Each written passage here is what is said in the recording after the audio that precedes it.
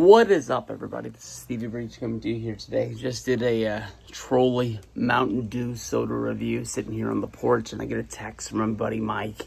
My buddy Mike lives out in Chicago, HBK fan 25. Although now that I think about it, he might have changed the name of his channel, but that was the name of his channel back in the day. He was really nice. I've been out there to his house twice, once for a Blink-182 show, once when we all went out there for the Revolution 2020 show. He's going to the Chicago show tonight, and I'm happy for him.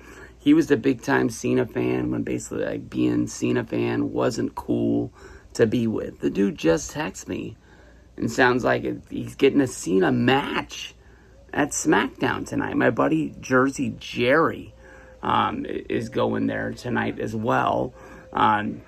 His son's a big John Cena fan. I'm hoping that Brandon Walker gave him his tickets because he's not going to be able to be there because he's going to Iowa today for the football game. But when it all comes down to it, like, you know, when you go to see a Monday Night Raw, when you go to see a SmackDown, you're lucky these days if you get like something huge. Raw's getting better.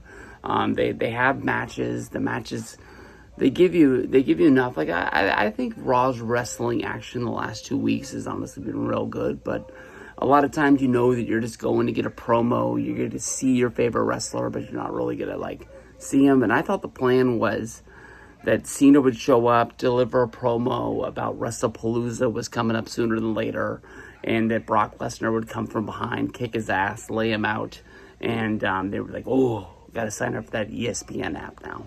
But Mike's telling me that what the plan seems like it's going to be is like Sami Zayn is going to give John Cena a match for the United States Championship that he won last week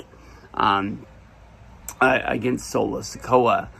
And my guess is it would look like John Cena would come close to winning the United States Championship. And at that point, we would have Brock Lesnar come down, you know, beat him up, disqualification. And we get the same result, but the people of Chicago get to see John Cena wrestle one more time. John Cena, he made his debut in Chicago going up against Kurt Angle. The one thing I remember about that more than anything else was like The Undertaker showing respect to John Cena after the match for showing his ruthless aggression. Cena was a SmackDown guy.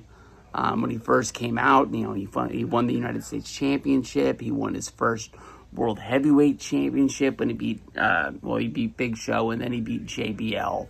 And then after that, I think they saw the writing on the wall that he was going to be a once-in-a-lifetime kind of superstar. And they made the switch. They put Cena on Raw, and they moved Batista over to SmackDown. And I think it made Cena bigger in the long run. And like his debut when he got drafted during the Chris Jericho highlight reel, you know, Jericho even popped, and he was a heel at the time of Cena coming in and shaking things up. But then you also think of it, the other side is John Cena when he won the United States Championship. I'm pretty sure he won it at WrestleMania 31 against Rusev. And then he started doing the United States Championship Open Challenge, which was awesome. I think it gave a lot of like mid-card talent that wasn't being used. Everybody remembers the Cesaro match. Everybody remembers the Zack Ryder match. The Tyson Kidd match as well. You know, people that were not getting used, that, you know, John Cena gave them a match on TV that was a main event caliber match and showed like, hey, just because these guys aren't getting main event matches, they're main event guys. When they were in Montreal, Sami Zayn, who was still in NXT, he came up and he answered the open challenge. Of course, everybody remembers that, you know, he was really hyped up.